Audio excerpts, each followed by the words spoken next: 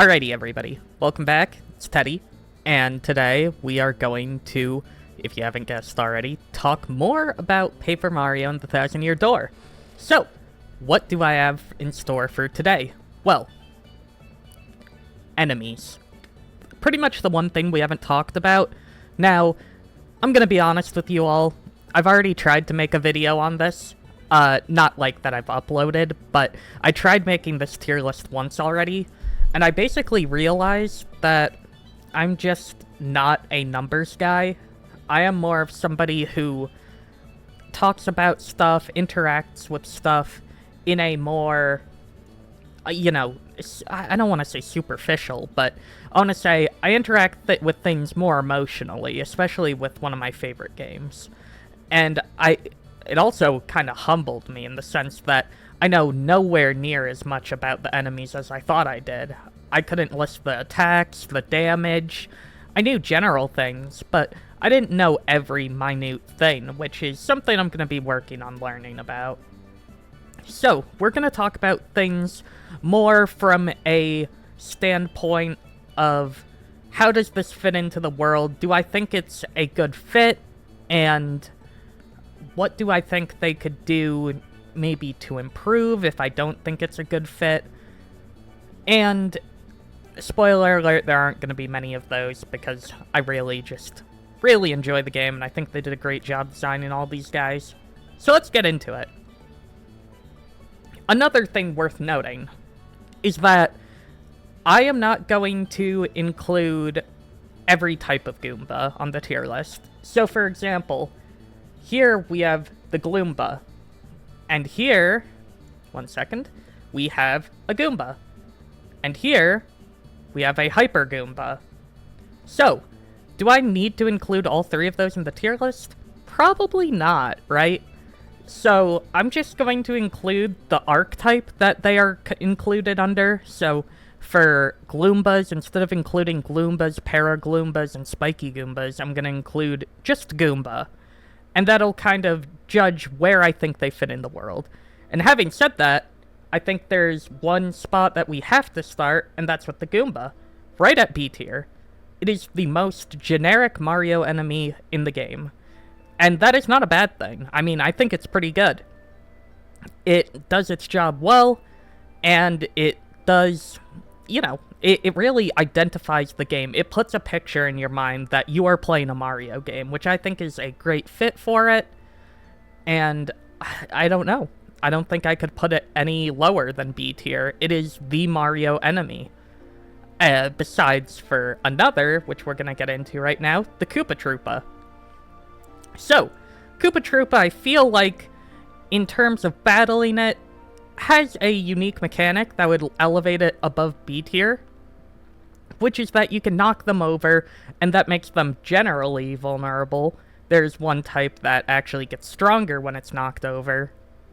But it basically teaches you that there is strategy in this game, that sometimes it's not as simple as hitting the enemy on the head or jumping on it like a Goomba. Sometimes they also have one defense, so you have to decide, am I going to hammer it and just hit it while it's still up, leave it standing, or am I going to knock it over and, do more damage in the long run? It's that give and take that I really like about the game, and it has a lot of character. So, that covers the Koopa and the Goomba. So, what do we do next? I think Dullbones is about ready to show up. Dullbones is one of my favorite enemies in the game. It's such a simple change over the Koopa in that it is just, an undead Koopa. The idea is pretty simple, or pretty self-explanatory. However, I think it just adds so much on top of the already existing concept, because it has the same defense, but it also has the ability to resurrect, so it adds a different condition that Koopas normally don't have, which makes them a unique fight in it of themselves, which I really like. And I think this is a good time to talk about another topic, which is the idea of Red Bones, which is a recolor. So, since I said we're going to be looking at this from a more emotional point of view, I want to talk about the idea of recolors and how they work. Most people don't like recolors because they see it as lazy. And it is true. It's definitely a way to cut corners, I would say. It's hard to deny that. But at the same time, I think if you add enough unique twists to it, it can still be an interesting fight. And that's why I'm going to rate Red Bones as well, where Red Bones, I think, doesn't really accomplish the unique fight as well as I'd hope. It is basically just a stronger Dull Bones. And while that's okay, I think it's okay that it's a recolor because, you know, they're all undead, and it has the same theming too. I just wish that... I don't know what I wish. I think it's good as a summoner, but I just wish there was more. I don't know how to fix it because, again, you know, I'm just a guy sitting in front of a webcam recording a video. But I don't think there's anything they could really do to improve it, and I think it serves its purpose. However, I just had to get the recolor out of the way because, as we've seen with the Goomba tree, there are many different indications of recolor, but I would also like to make a point for the recolors in that most of them have different mechanics, or interact in a different way than a normal enemy. So it's not like you fighting a level 5 spider versus the level 10 blue spider and then the level 20 red spider. They all have different mechanics that they use, although they generally share a same theming in that their attack animations are similar, which makes it easier to read, and can build up some muscle memory, which I think is a pretty good thing. It's kind of like how Dark Souls players learn a boss once, and they are able to take their previous experience with the boss and integrate it into if they ever fight that boss again, and sometimes other bosses. It's just a really useful mechanic that I think does well. Having said that, I think we're on to our next enemy, which is going to be the Fuzzy. So the Fuzzies are interesting because I really, you know, it's hard to rate them as an especially unique enemy because they are, I don't know how to describe it. There's like systematic randomness when you look at them in that the spikes are protruding different lengths and it has a background spike versus like spiky layer versus its forward spiky layer. However, I think it is generally pretty simple what it does. Its attack mechanics in game are that it clings onto you and tries to suck your life. In some cases, like the Gold Fuzzy, it uses horde attacks.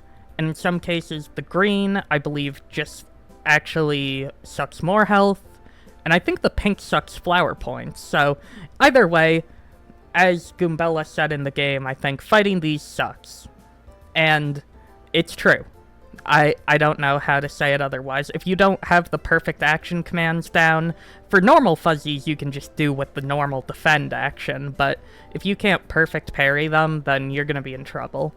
And they're gonna pose a bit of an issue. However, from a thematic standpoint, I don't think they bring much to the table. I think they are pretty generic looking. In a funny way, I think they could fit in almost any game, but I think they are stylized well to fit into this game. So I want to give it a C tier, being the first C tier. I just think that its design doesn't radiate the same energy as like a Goomba or a Koopa. It looks like it could be inserted into any paper RPG and fit perfectly, which, you know, isn't saying much, but like, for example, Bug Fables was a game that was created to try and capture the energy of the first two Paper Mario games, and I think did so really well. But the Fuzzy could kind of fit into that game pretty well, even though it's a completely bug-themed game. They could just call it the Might, or something like that, and if I didn't know it was from Paper Mario the Thousand Year Door, I'd be like, oh, that's a cool new enemy.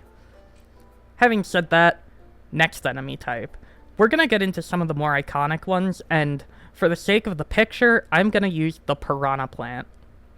Now, this specifically, you don't see until, I believe, the only place you see it is the Pit of 100 Trials. However, you might also see it at the bottom of the Thousand Year Door. keeping this in mind, I think this image has been cemented into the brand of Nintendo very solidly, and it adds a unique mechanic to the fight, just like Koopas do. Koopas, you want to jump on so they knock over, generally, because there are Koopas that get stronger when you knock them over. However, the Piranha Plant, you can't jump on because you'd be jumping into its mouth when it's positioned like this. So, you can't jump on them unless you have Spike Shield, which is already kind of a change your gameplay. If you're running Jumpman, you're going to be in trouble. Not when you run into this one, and you probably shouldn't be running Jumpman any earlier on, but it can be troublesome, is the point. And it makes you work around the playstyle, and they can be a real big pain in the neck if they are positioned behind any enemies, because the hammer can only hit the frontmost enemy. I think the Piranha Plant, in all of its variations in this game, are very nice. It really reminds you that you're playing a Mario game, and I think that's a nice vibe to have. The Puff. Now, we are going to start with, I believe it is just called a regular Puff, but I might be wrong about that. And oh, it's called a Dark Puff. See, that's why I gotta double check myself. A Dark Puff is another generic enemy that I could see fitting into many paper RPGs or any RPG with a similar art style. So I don't think it should have a very high tier. However, I think it is... I don't know how to say this. It is unique in that I think it's great that they made it, actually have kind of cloud-like mechanics. So all the Puffs have the ability, as far as I'm aware, to charge up, and they get all staticky, and it hurts you if you jump on them when they're in this state. And then they unleash their Lightning Bolt attack, which does big damage. However, you can avoid this by just defeating it early, but that's really the only way. And it also has a charge attack, which really isn't cloud-themed at all, so... yeah, a little... we'll give them a pass on that, though. Because that's just... what are you gonna do? You gotta have a generic attack that isn't special, right? So, I think they get a C tier. Similar reason for Fuzzy. They could fit into any game with this art style. But that is partially due to them being, the problem is that the Mario universe, Paper Mario universe, hasn't really been developed, and there's only a couple enemies that we really know from the universe. And I don't want to just make it so that if they have an enemy like this, that it just gets a lower tier. So I'm going to give it a B. I think that the way it's drawn, I don't know why, it just works, in my opinion, and it really resonates kind of Mario energy, and it's one of the most iconic enemies in my mind from that Boggly Woods area that you do second chapter. So yeah. But there's more enemies to be done, so let's get into that. Next is the Cleft. Now, I want to give the Cleft an A tier, because I think it does a better job at capturing that Mario energy than the Puff or the Fuzzy. I think the Fuzzy actually does a better job than the Cloud Puff here, the Dark Puff. So I'm actually going to rate Fuzzies above the Cloud and put Cloud in C tier. However, Clefts are really nice to fight because they're very easy to perfect parry. However, if you don't know how to perfect parry, or you aren't doing it much, or you mess up your command, you're really going to pay for it. So they can hurt. However, I also don't want this screen to be too gray, so I'm going to add a more colorful version of the Cleft. So, I think Clefts are pretty generic in their fighting style. They do a lot of damage when they run into you, and it's really hard to hurt them. They are tanks. Or, I guess, maybe a better term would be bruisers, if you play a game like Heroes of a Storm, where there's classes, maybe warriors. They can take a lot of damage, and they do a lot of damage. But they don't do as much damage as maybe a caster, or take as much damage as some of the tankier enemies in the game. Or even enemies that can evade one type of attack. The spiky Clefts can, of course, deal with you can't jump on them, but their biggest weakness is parries, because they have a very small health pool, So if you can just power smash them once and parry, then usually you get them down. However, you know, in the later game, they usually get a little more health, so they get an extra turn out of it. Now let's go into some of the more interesting enemies, because I think we've covered a lot of the enemies that are uniquely Mario themed. So let's get into something a little more ghastly. Maybe a little spooky? Hopefully, I think I gave it away already. It is going to be the Embers, or the Phantoms, depending on which type of enemy you're battling. So I know the green ones are called Phantom Embers. I believe the blue ones are called Embers. This enemy is so thematic for the area it's in. I love it. A spooky haunted island. It just works too well. It writes itself almost, but I think mostly Nintendo wrote it, and it just works so well. Having said that, I almost want to give them an A tier too, but I don't know what I'd put in. Now I'm starting to wonder what I'm going to put in S tier. I might actually move the Koopa up to S tier, or the Piranha Plant. The Piranha Plant's pretty iconic, we gotta admit. Ah, man, maybe the Koopa goes there too, but I think the glasses honestly kind of throw off the vibe for the Koopa for me. I'm not sure it gets S tier in my emotional tier list of, like, how it resonates with me. I think the Piranha Plant definitely wins it out, and it made me so happy to see that they actually had the original Piranha Plant in the game. Because it felt like with some of these enemies, it's like, where's the original coloring? Come on. And, you know, it made me happy to see that they didn't just throw it aside. So, Phantom Ember, or Ember in this case. I think that it is a very generic enemy, so I don't want to give it too high of a rating. I think B tier is fair.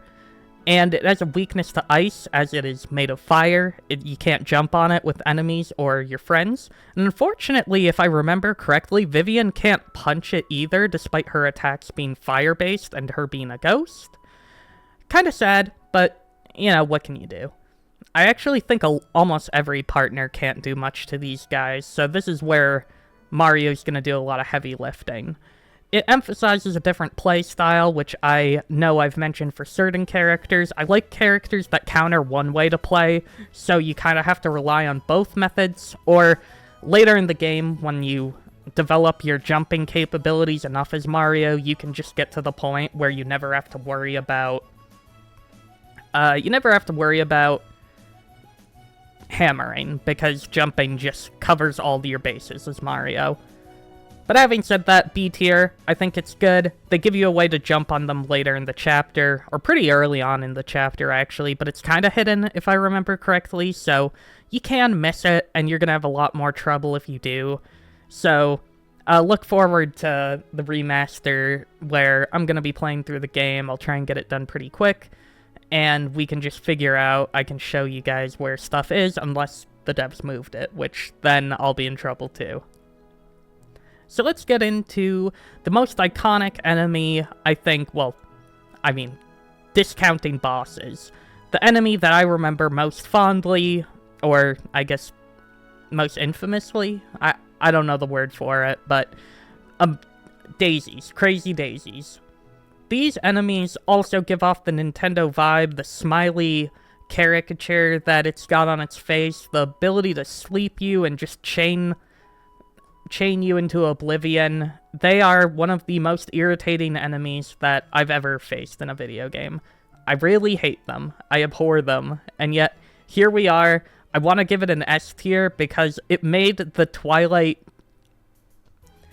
It makes the walk to Creepy Steeple so memorable, because you also have a rare chance to counter the Mazy Daisy. I'll throw in some of the off colors if they are really special, by the way. The Mazy Daisy is just a golden recolor that gives you like 30 star points, I think, if you defeat it. And its thing is that you basically have to defeat it in one turn, or it'll either run away or use a Sing attack, which I believe does 20 damage, maybe even more. It is a really painful and heavy hitter, and you are going to regret getting hit by it. And you're gonna, honestly, it's one of those things where it's like anxiety inducing. It makes you happy that you're seeing it because it's like, oh boy, now I have a chance at getting 30 star points, but at the same time, it fills you with dread because it's like, what if I can't defeat in one turn? Now you're just freaking out for two different reasons, and I think an enemy that can induce that feeling is really amazing. Having said that, I think Amazy Daisy gets A, Crazy Daisy gets S for being so memorable. I think the annoying factor actually lowers it a little lower for me. Next enemy is the Piter. The Piter is another enemy that's introduced in Boggly Woods and really only is seen in Boggly Woods. I can't remember a time outside of Boggly Woods besides for the Pit of 100 Trials where you see it. It has an interesting theme, and it's a gross little guy. I don't know how to describe it any other way. I don't think it'll trigger your arachnophobia, but if you don't like spiders, the idea of them, they're annoying. They're very annoying, and I want to give them a B tier because of that, but I think their whole, like, jerky motion and, what is it? They have a jerky motion, and, like, how they move feels systematic, like, rhythmic, almost, in how obtuse it is, I think would be a good word to describe it. It's very jerky. I think that's the best word to describe it, though. And it's that little, like, touch that really, I think, strikes Nintendo, is how Nintendo, like, maintains its, you know, air of, we can do whatever we want because, you know, people are going to buy our console. It just had so much character for such a simple enemy. Like, that's why I think Fuzzies have a B tier for me, too. The way they bounce around and move really fits their theming. And, you know, the Embers, honestly, the Embers could go to C tier, despite being so thematically rich for the area they're in. I love how they're treated as ghosts, and honestly, I'm not sure if they're ghosts or if they just, you know, wail like ghosts. So, we are going on to our next category, which I think will be Boo. Boo is another Nintendo enemy. You don't think Nintendo without thinking Boo. Or, well, you actually do. I'd say the big things are like Mario and Goombas. But you can definitely think of Boos. They're up there. They're in almost every Mario game that comes out. They're pretty iconic. And these Boos are much more mean-spirited than the ones in other games as they actually talk. And yeah, they're pretty relentless. I want to give them an S tier because they're just so thematic for what a ghost is. These ghosts are more the spooky type, the Embers here, while the Boo is more the mean type of ghost. It's weird to describe. And you know, they're iconic. You'll never forget about Boo as long as you're playing Nintendo games. I think it even has a bit of, I don't know. It's just one of those things that sticks in your head, you know? You'll think about Boo regardless of the situation. Also, I just realized, since we're trying to make this tier list look a little more colorful, we are going to replace Dull Bones with Dry Bones, who I believe I had in the A tier as well. So we're going to plop him right there. See, he's got red boots. That's how you can tell. And he's a little bit cleaner, his bones. So, that is great. So, what do we have next? I think we are going to do Pokies. So Pokies are another enemy where, at least for me, they directly relate to Nintendo due to their featuring in, I believe it was Dry Desert. I'm not sure that's the map name, but I believe you see Pokies in Dry Desert in Super or Mario Kart Double Dash on the GameCube. Because of this, they've always been a Nintendo enemy for me. And I was so happy to see that they had the original colors in there. It always makes me happy to see that they didn't forsake the originals. And because of that, they also have their iconic line. I'm pretty sure they just say, "touch us," which we always, which is very strange. I don't know why that has resonated in my head for so long. It's weird, it's bizarre. I want to give them a A tier because they're just so memorable. I think that if you play this game, I hope one of the takeaways you get is that Nintendo really knows how to make iconic designs for their enemies. Even the ones in C tier, I think, are great. Like, I think the Puffs are a great addition to the game. But we need to keep going. So, what do we do next? Let's do a Bullet Bill.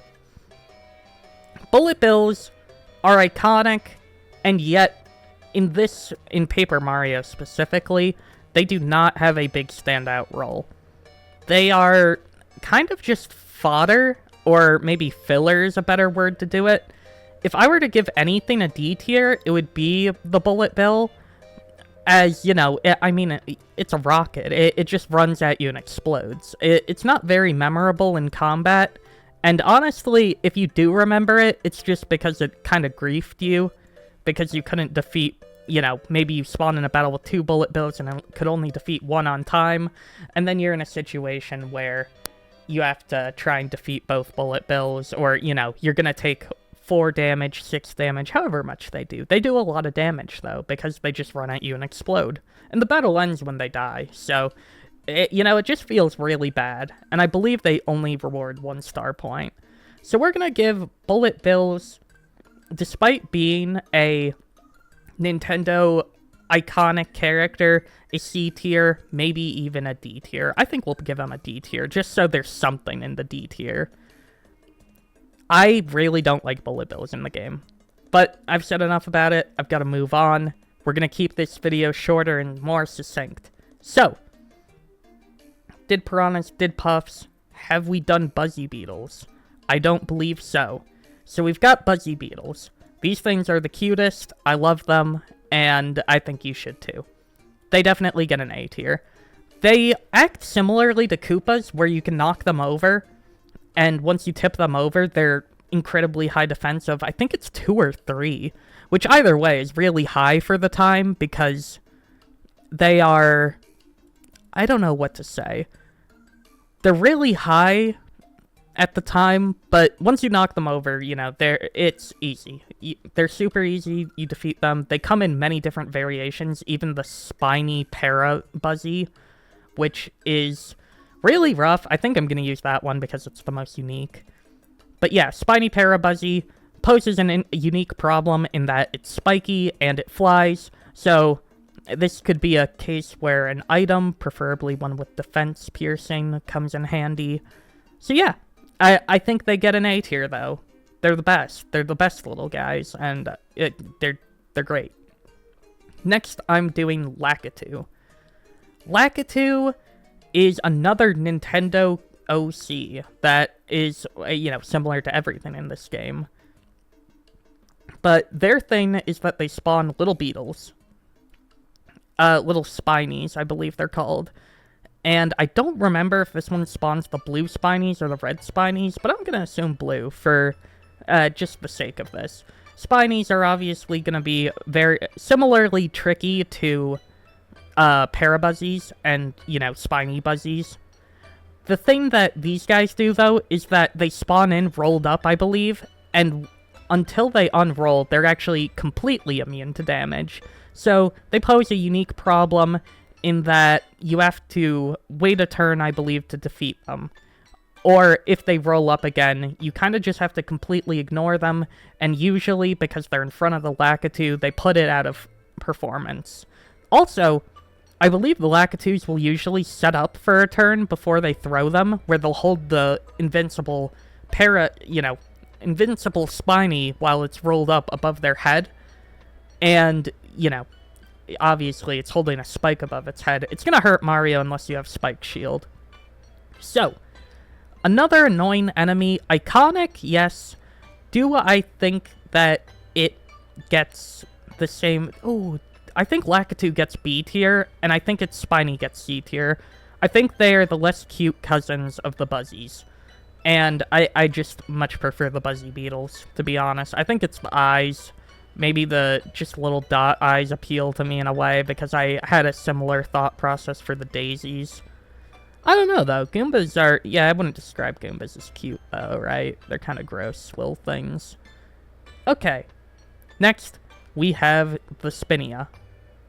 I think this is a pretty unique enemy, as many of the Nintendo roster is. This is pretty clearly based on a spring, and it's... The whole branch of them have theming based on spinning. I think I'm gonna use pink. So this is the Spunnia specifically, but regardless, we're treating this and its family all the same. It is not a very powerful enemy in any regards. It basically does one spin attack on you. I think the Spunnia might be able to hit your entire party. However, it is also very easily parryable once you understand what you're fighting against. I think I have to give it a C tier. It is one of the less interesting enemies, although I really like its design. I'd like to say, if we were comparing this to many other RPGs, I just find the designs in this game very appealing. And I think they have a really good variety of designs that really show the strength of Nintendo's artists. I think the Spinia, or in this case the Spunnia, really lives up to this expectation that we've set for them. And yeah, it does a great job. So, next is an enemy that we haven't talked about yet, is the Swooper. Swoopers are little vampire bats, you know, they're bats. Bats are related to blood-sucking. They are very simple in that they look just pretty much like, I don't know. It's hard to say, because they've made bats appealing. And I know a lot of people... While, you know, you look at a bat from a distance and you're like, oh, that's cute, but sometimes it's like the noses that get them because sometimes it's just the long arms. They've made bats very appealing, giving them little, like, bird legs, too. I don't know what's up with that, but, you know, maybe that's what bat legs look like. I think they did a great job at designing the Swooper. I kind of want to give it a C tier just because it is... Although I think the design is great, I think that it is also just... What's the word for it? It's not that it's not inspired. It's just not as unique as I think it could be. Or maybe no, that's not the right word that I'm looking for. Let me think about this. It is... I guess it's just not as memorable. I think, honestly, the Crazy Daisy overshadows it for this area, although it is introduced in the Steeple. So, this almost makes me want to lower the Red Bones to D tier, just because I think, fighting-wise, it's boring, although I think its colors are pretty. I think the Dull Bones, Dry Bones here, up here tier, really expresses where and I'm using Red Bones as the, you know, recolor section, I guess, to just talk about recolors in gaming. However, I think Swooper's a solid C tier. I think that it has appeal. I think it does unique mechanics. It perches on the ceiling, which can be a very tricky position for some partners, like Koops is rendered useless against a Swooper. However, you usually don't have to worry about that, and you have partners that can help you out of that situation. Next up is another iconic Mario creature. I'm going to do the Chain Chomp. So the Chain Chomp is not very present in Paper Mario the Thousand Year Door, being subjected to the lowest levels of the game, whether it's in the Thousand Year Door, or... I believe the Pit of 100 Trials. Towards the bottom, you find a couple. There's a red version earlier on that you run into, but we're not going to rate that one for now. We're rating the base Chain Chomp. And I want to give it an A tier. I like how... It's such a simple design, but I think that that's really important when you design creatures, that you don't make them overcomplicated, which... actually is almost a perfect segue into one of the creatures that I wanted to give props for a different reason, which is the Wizard. The Wizard is the antithesis of the Chain Chomp. If you put them both next to each other and say which one is more memorable, even the spiny Parabuzzy, you say which one of these is more memorable, you're probably gonna say the spiny Parabuzzy or the Chain Chomp, and not the wizard who's got like 4, I don't know what to call it, groping hands, but that word seems vulgar, so he has 4 grasping hands, and kind of just also the wavy eyes. He's very alien, and I like him for that. However, I think he's just a little too weird, almost. I do really like him, though. I like to say that enemies in D tier, I don't think, like... It's not like I don't think they fit in the game well. It's just that, you know, comparatively, and also based on really how I'm feeling today, because that's impossible to not mention as a factor. The wizard I want to rate highly because of how unique it is, and how it really gave off that alien element in the game, which I really like. It just made me say, oh, I guess I haven't seen everything yet. And speaking of another alien element, I'm gonna give it D tier. You know, I'm giving it D tier because I think it's a little complicated for this game, but I like the idea. And it resonates with me, and I hope they do more stuff like it. And it's actually a character I'd like to see recur, or, you know, appear in more games. It's interesting. And yet I somehow put it in D tier. I think it's more interesting, though. Next is the Yucks. I think the Yucks is their first try at this idea, and I've just got to say, I think they shot it out of the park. It's so simple. It's so foreign. It's very alien, and those beady eyes just I don't know. It's yucky. Its name is a Yucks, and it makes me go yuck. That thing's gross. It's annoying to battle. It is pretty much the worst. I don't know what to say. I mean, if you've battled the Yucks for more than one turn, you realize what I'm talking about. If you've battled more than one Yucks at a time, you know what I'm talking about. They are annoying. They're very annoying enemies, and I dislike them. And I think that their simple design really lends them a special quality. I also like how, I believe I remember them actually turning, like, on the plane, so they just feel very alien. And I don't think you're ever given an explanation of what an X-Yucks is, other than that they work for the X-Nauts. Or, sorry, a Yucks, because I think there are X and Z Yuckses, but not Y Yuckses. Or no, there's Y and Z, and no X Yuckses, I believe. So X-Nauts, we don't know what they really look like under the suit, but I think these are very iconic villains. I think that their design is simple enough where if you were to attend a cosplay convention, you could very easily dress up as them, which I think is a strong standing point for, like, any of these characters. If you were to, you know, it'd be hard to pull some of them off, like, how are you going to dress up as an Ember? But if you dress up as a humanoid character, or look at a humanoid character and say, yeah, I could probably pull that off, then I think that's a great design. That doesn't mean that it's for, like, every game. Some games pride themselves in their graphical fidelity, like, I know the Final Fantasy VII remake looks really good, and the characters are, you know, you get to see a more human character and see all of the intricacies that come with it. However, I think this game lends itself to... I think this game lends itself to being simple looking, and I think the X-Nauts are, while having a unique design, relatively simple. Having said all this, we're going to move on to the next one, which is the Bandit. The Bandit is another unique enemy that I am not that fond of. I'm going to give it a C tier, because I think although gameplay-wise, they are just irritating. You know, they run into you, they steal something, there's big bandits, and there's badge bandits. I believe red is normal bandit, green is big bandit, and purple is badge bandit. They take something you enjoy, you earned, and they'll just run with it.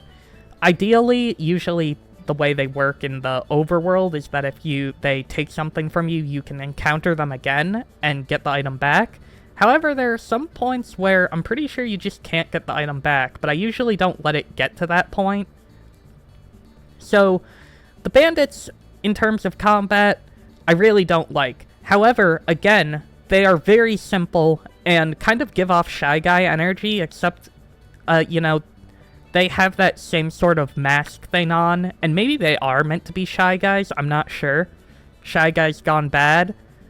But it feels like this is supposed to, I always thought of it as their face, but I guess it's probably just a mask, right? They're probably the same race as Shy Guys in this, alien world. Next enemy, I think, is the Bristle. So, I know I've spoken about artistic merit on a lot of these, and how much I like some of them. This one, I don't know where I'm going to put it, but I think I like its design. I love the idea of the hollow body. There's no light in its eyes. It's completely dark. You can see its mouth through the slit in its mouth. It's entirely, cavernous. It does not give off good energy, and it's kind of scary. You don't know what's in there. You don't know what's operating this thing. However, in combat, it is just the most annoying thing. The only battles I can really remember before I had Spike Shield, which, nullified this thing's only annoying factor, is the one which is a scripted battle, basically, where you're supposed to, you find a POW block right outside, or a fire flower, and they say to POW block or fire flower it. That's how I remember this fight, that's how I remember this enemy, and I don't want to rate it too highly, because I'm gonna switch it out with the Dark Bristle, because it is just not that interesting, to be frank. I think once you're high enough item level to Spike Shield it, it just becomes a very hardy enemy that isn't very fun to battle. So, we have quite a few more enemies to go, I believe. But we are really whittling our way through them. Let's see. Okay, we are almost done. So, I'm gonna cover these enemies because I think we have a decent amount of time for them. We have a couple piling up here, so let's do the Bob-ombs. So, this is the Bob-omb. Another enemy that's a staple of the Mario franchise. I want to say that these guys and the bulky Bob-ombs act a similar way. They are, or sorry, let me make sure I get the name. Yeah, bulky Bob-omb and Bob-omb. Bob-omb is annoying because, you jump on it, it lights the fuse, you have one turn to defeat it, or it explodes and does massive damage. Bulky Bob-ombs are just bigger Bob-ombs. I feel similarly, but I like the bigger ones better. I almost want to give the big one A tier, and the Bob-omb B tier. They're very basic. They are bombs with I can't say they're, completely unoriginal. They're unique, and they're cute. I think they have a lot of appeal. However, you think they're a lot less cute when you battle one and one pops off. It's just the unfortunate reality. And we got the Bob-omb out of the way, which is great. The bulky one, of course. So, I think we could go into more in-depth with some of them. However, I want to get rid of the last archetype, which is the Magic Koopa. The Magic Koopa, I think, gets a B tier. And I'm going to say this because I like their design. Again, super simple. They're color-coded, which I think makes them super nice to battle. It tells you exactly what you're going against. I think one of the greatest designs is making the healer ones white, just because that is, a color that I think is typically attributed to healing. Like, white is healing, and it just, I don't know, it's just a gaming thing. I think it's like priests are, wear white cloth, they heal. I don't know. It's just, it's good at game engineering, game designing, I don't know the term. However, I think they did a great job at designing it. I'm lowering it to B tier because I think these guys are annoying to battle with their ability to multiply. which just makes the battle feel a little tedious. With all of that in mind, we've gone through almost all the archetypes. Let's do Coup Patrol. So, the Coup Patrol has the ability to summon more Coup Patrols, and it is annoying. It is annoying. I want to give it C tier because of that. Although I like the design, it makes me think of a Koopa who's actually going into battle. Because, I mean, let's be, like, real. The Hammer Bro, the Fire Bro, the Boomerang Bro, while they all have unique designs and I like them a lot, I feel like the Coup Patrol is actually ready to battle. Like, he's ready to do something. And it just feels like the rest of these guys are... I don't know. It just feels like they aren't really treating the battle they're going into with the same severity. He feels cool. He feels strong, and he is strong and hard to battle. However, I believe you can knock him over if you can jump on his head, which requires the spiny shield, or the spiky shield. And, yeah. I think that covers all of the major enemy types. I guess I could do the Hammer Bro and Fire Bro and Boomerang Bro, but the Hammer Bro is the only one you're going to see in a significant amount. I think Hammer Bro is iconic. I want to give him at least B tier because of how iconic he is. But, yeah, I think he gets B tier. He is an iconic little guy. He does a lot of damage. You only see him in the later game. So, because actually this Paper Mario the Thousand Year Door does this awesome thing where it levels up the enemies in the Rogueport sewers, which is an area you're going to be going to a lot as you go through the campaign. So you get harder and harder Koopas as you, or, you know, it starts out with only Goombas and, you know, just pushover enemies. And then at the end, you're battling, like, Hammer Bros, Koopa Trolls, Magic Koopas, just things that pose more of a threat. I think that's great. And, you know, Hammer Bros, they are infamous, they are annoying, they throw their hammers at you. I don't believe they can summon more, which... thank goodness for that. But yeah, I think they go in the B tier solidly. And I think that is where we're going to end our tier list. Although we have many more down here, a lot of them are just different variations, and I could make note of some of the more notable variations, but a lot of them come down to this one is tropical, it has poison. This one's green, it has poison. This one's blue, it can freeze. And, you know, that is the kind of recolor thing where people say, like, okay, now give me a break. But there are also some more unique ones, like the Flower Fuzzy, which actually can consume FP instead of HP. That is pretty unique. And, you know, gotta give them props for that. They do a little bit of bad, they do a little bit of good. And, yeah, I think more good than bad, honestly. It's super fun, and I hope, like me, you're all looking forward to the remaster of Paper Mario the Thousand Year Door. I don't know how I could stream it, but I want to stream it when it comes out, so we can all play together. Or, you know, if you don't get it for yourself, you guys can watch me, see what the improvements are, maybe debate whether you're going to get it for yourselves. But I think that was good, that was fun. And I hope you guys all enjoyed the quick video. I was hoping it'd be a little faster, to be honest, because I cut down the video idea concept so much. But, you know, it was fun that we got to talk about all these gaming things, and specifically Paper Mario the Thousand Year Door. So I hope you all have a good day, and I hope to see you next time.